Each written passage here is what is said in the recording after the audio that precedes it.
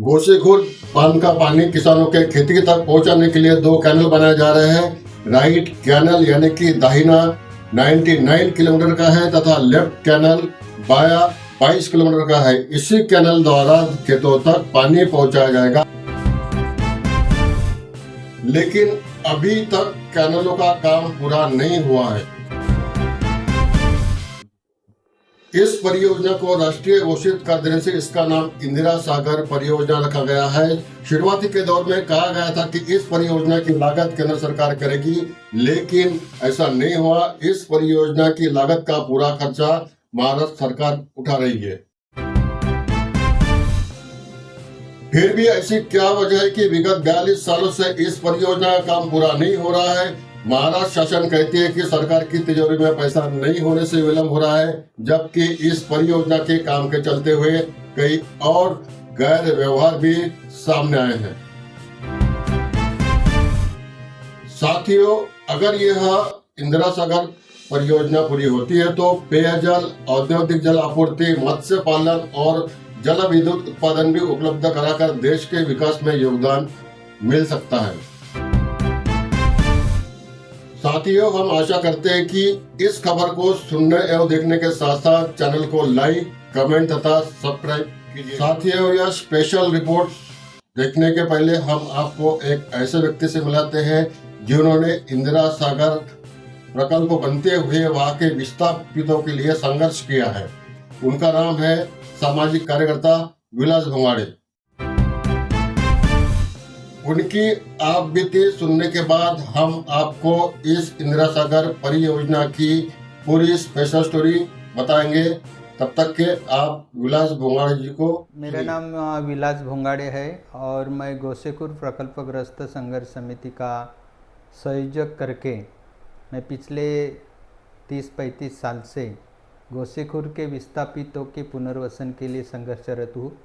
99 में इस डैम के जो प्रकल्प बाधित लोग थे उनको 10,000 से 20,000 रुपये हेक्टरी विस्थापितों को, लेकिन जो पुनर्वसन की बात थी और भूमि को जो अल्प मुबदला मिला था उसको वाड़ी मुबदले में तब्दील करना चाहिए करके ये संघर्ष रहा और ये बड़ा संघर्ष रहा। उस संघर्ष के दौरान हमने बहुत बड़े बड़े मोर्चे किए, चूल्हा जलाओ मोर्चा किया, मुंडन सत्याग्रह किया, नदी में मानवी सांकल की और डोंगा मोर्चा भी निकाला। जो बाहर है वो गाँवठान के बाहर कहा जाता था, उनको भी कॉम्पनसेशन मिलना चाहिए, उनको भी प्लाट मिलना चाहिए, उनको भी सारी सुविधा मिलना चाहिए। इसके लिए संघर्ष किया और बहुत बड़ा मोर्चा नदी में निकाला गया था। 500 डोंगे थे और उसमें ये मोर्चा 7 किलोमीटर मोर्चा निकालकर हम डैम पर चढ़े। बात है कि जो मुआवजा मिला उसके ऊपर 50,000 के ऊपर मुआवजे की रकम लेना है तो सक्सेशन सर्टिफिकेट लगता है और सक्सेशन सर्टिफिकेट लेना है तो कोर्ट में जाना पड़ता है। कोर्ट के बिगर होता नहीं और कोर्ट के बिगर ये काम भी होता नहीं। और दूसरी बात, इनको जो पैसा मिला उनके ऊपर इनकम टैक्स का एक सिलसिला चला था, उसके खिलाफ हमने ये सबसे महत्वपूर्ण बात यह है कि समझो 83 में ये प्रकल्प का प्रशासकीय मान्यता मिलने के बाद काम शुरू हुआ और ख़त्म होगा 50-60 साल में धरण का काम, तब तक यह पुनर्वसन भी नहीं हुआ। तो जो पुराने गांव जो है जिसको नोटिफिकेशन हुआ है उस गांव की नागरिक सुविधा बंद होती है। खरीदी बिक्री कर नहीं सकते, ज़मीन की घर की खरीदी बिक्री कर नहीं सकते, गांव में रास्ता नहीं आ सकता था, गांव में स्कूल में टीन पतरा नहीं बैठ सकता था, गांव में कोई टेलीफोन नहीं आ सकता था, गांव में मोटर पंप नया नहीं ये कर सकते, गांव में खेती पे कुआं नहीं खोद सकते थे। ये सारी अड़चनें थी और उसी वक्त लाभ क्षेत्र के ज़मीन के भाव बढ़ जाते, लाभ क्षेत्र को खुला रखा गया था। इसके खिलाफ काफ़ी संघर्ष हुआ और हमने ज़मीन के बदले ज़मीन मांगे, लेकिन ज़मीन के लिए जब हम मांगे तब प्रशासन ने, विदर्भ पाटबंधारे विकास महामंडल के अधिकारियों ने हमको ऐसी ज़मीन बताई कि जहां 10 साल भी काम किए ज़मीन का विकास का तो भी वो विकसित नहीं हो सकती। ऐसे ज़मीन उन्होंने देखना शुरू किया, लेकिन ये मिला नहीं ज़मीन का पट्टा और संघर्ष चलते रहा। इस संघर्ष में 2009 में हमने बोला कि प्रकल्प का काम कर रहे बड़े पैमाने पर, लेकिन पुनर्वसन का क्या है, पुनर्वसन लेआउट कहाँ है, पुनर्वसन गावठान की जगह कहाँ है, और इसके लिए काफ़ी संघर्ष हुआ। तो 1999 का महाराष्ट्र का पुनर्वसन का कायदा है, उस कानून में ऐसा लिखा है कि पर्याय ज़मीन सरकार नहीं दे सकती, तो उसमें पैसा देने की तरतूद है, और वो पैसा उस वक़्त का जो रेट है उसका 50% देना चाहिए करके। इस पर हम अड़े रहे और इस कार्यकाल में काफ़ी संघर्ष हुआ। दोनों प्रफुल्ल पटेल केंद्रीय मिनिस्टर थे उस वक़्त, मुकुल वासनिक सामाजिक न्याय मंत्री थे। ये दोनों मंत्री गोसेखुर विस्थापितों के मतदार संघ से थे। उनके घर पर मोर्चा निकालकर ये मुद्दा सामने लाया गया और पूना से बम्बई पदयात्रा की गई। लेकिन ये सारी बातें हुई, लेकिन कभी भी प्रकल्प शुरू होने के होता है तो उसके बहुत जल्दी उसको पूरा करना चाहिए, नहीं तो उसकी लागत बढ़ती है। लेकिन विदर्भ की जो राजनीतिक स्थिति है, जो इच्छा शक्ति है यहाँ के प्रतिनिधियों की, ये राजकीय इच्छा शक्ति इस प्रकल्प के बारे में, इस पुनर्वसन के बारे में, वो यहाँ के विकास के बारे में, यहाँ के डेवलपमेंट के बारे में ये इच्छा शक्ति दिखाई नहीं देती। इसलिए ये प्रकल्प 30-40 साल तक बड़े रहते हैं। अभी भी गोसेखुर के विस्थापितों के कुछ गांव हैं जो कि भंडारा जिले में खापरी है, नागपुर डिस्ट्रिक्ट में टेकेपावर और रुयाड़ गांव है, उनका अभी तक पुनर्वसन नहीं हुआ।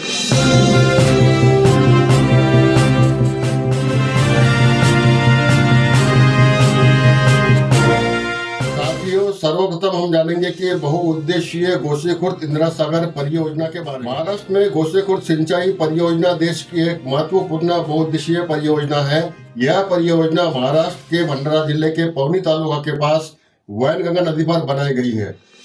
इस परियोजना का मुख्य उद्देश्य भंडारा, नागपुर तथा चंद्रपुर जिलों में लगभग 2,50,800 हेक्टेयर भूमि को सिंचाई का लाभ प्रदान कराना है। इसके साथ ही परियोजना का उद्देश्य पेयजल, औद्योगिक जल आपूर्ति, मत्स्य पालन और जल विद्युत उत्पादन भी उपलब्ध कराना है। गोसेखुर्द में वैनगंगा नदी पर लगभग 11.35 किलोमीटर लंबा बांध बनाया जा रहा है। इसमें से 2 सिंचाई योजनाएं और 4 लिफ्ट सिंचाई योजना शामिल है। इस बांध में 33 विशाल दरवाजे बनाए गए हैं। इस परियोजना के करीब असोला बेंडा, झिलका पुनरुद्वार भी इस परियोजना का एक हिस्सा है। इस बांध का पानी खेतों तक जाने के लिए, जैसा कि हमने इसके पहले बताया कि 2 कैनल बनाए जा रहे हैं, एक 99 किलोमीटर का है और दूसरा 22 किलोमीटर का है। इस परियोजना से लगभग 2.5 लाख हेक्टेयर भूमि सिंचाई के अंतर्गत आ जाएगी, जिससे क्षेत्र में कृषि को काफी लाभ होगा। हकीकत में अब तक केवल 34,000 हेक्टेयर भूमि की ही सिंचाई के अंतर्गत इस परियोजना को 1983 में प्रशासनिक स्वीकृति मिली है और उस समय उसकी अनुमानित लागत 372.22 करोड़ रुपए थी। हालांकि विभिन्न कारणों से इस परियोजना के पूरा होने में देरी हो रही है और 2024 तक इसकी लागत 25,972 करोड़ 69 लाख रुपए यानी कि 26,000 करोड़ रुपए तक पहुंच गई है। हाल ही में मुख्यमंत्री देवेंद्र फडणवीस की अध्यक्षता में हुई कैबिनेट बैठक में 25,972 करोड़ 69 लाख रुपए की लागत वाली गोसेखुर्द परियोजना को चौथी संशोधित प्रशासकीय मंजूरी दी गई है। यह 2022-2023 की मूल्य सूची के अनुसार कीमत है और मार्च के अंत तक 7,664 करोड़ रुपए का काम बाकी था। इसमें स्वामित्व शुल्क और जीएसटी के लिए 921 करोड़ रुपए और भूमि अधिग्रहण और पुनर्वास के लिए 1,511 करोड़ रुपए शामिल है। केंद्र में मोदी सरकार आने के बाद गोसेखुर्द परियोजना को प्रधानमंत्री कृषि सिंचाई योजना में शामिल कर लिया गया है। महाराष्ट्र सरकार के आधिकारिक आंकड़ों के अनुसार इस परियोजना की सिंचाई क्षमता 2,59,512 हेक्टेयर है। फरवरी माह के अंत तक 1,19,967 हेक्टेयर सिंचाई क्षमता 1,13,028 हेक्टेयर क्षेत्र सिंचाई के अंतर्गत आया है। 67,545 क्षेत्र सिंचाई के इंतजार में है। यह बांध 245.5 मीटर ऊंचा है और इसकी जल भंडारण क्षमता 1140 मिलियन घन मीटर है। असोला मेंढा बांध की ऊंचाई 2.7 मीटर बढ़ाई जाएगी, जिससे कुल ऊंचाई 19 मीटर हो जाएगी। इससे जल भंडारण 2 गुना हो जाएगा। गोसेखुर्द सिंचाई परियोजना विदर्भ के विकास के लिए एक महत्वाकांक्षी योजना है, जिससे पूरा होने पर क्षेत्र के कृषि और औद्योगिक क्षेत्रों को एक नई दिशा मिलेगी।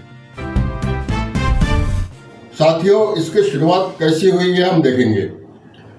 पूर्व सांसद विलास मुत्तेमवार ने गोसेखुर्द सिंचाई परियोजना में बड़ा योगदान दिया है। उन्होंने गोसेखुर्द सिंचाई परियोजना के कार्य में तेजी लाने के लिए निरंतर प्रयास किए हैं। उनका मूल उद्देश्य इस परियोजना के माध्यम से विदर्भ के किसानों को सिंचाई के लिए पानी उपलब्ध कराना था। विलास मुत्तेमवार गोसेखुर्द सिंचाई परियोजना के शिलान्यास समारोह में तत्कालीन प्रधानमंत्री राजीव गांधी, मुख्यमंत्री शंकरराव चौहान, राज्यपाल ब्रह्मानंद रेड्डी, पूर्व केंद्रीय मंत्री सरोज खापड़े उस समय मौजूद थे। इस बांध से 14,909 परिवार विस्थापित होंगे। गोसेखुर्द परियोजना से भंडारा जिले के 104, नागपुर जिले के 85 और चंद्रपुर जिले के 11 सहित 200 गांव प्रभावित होंगे।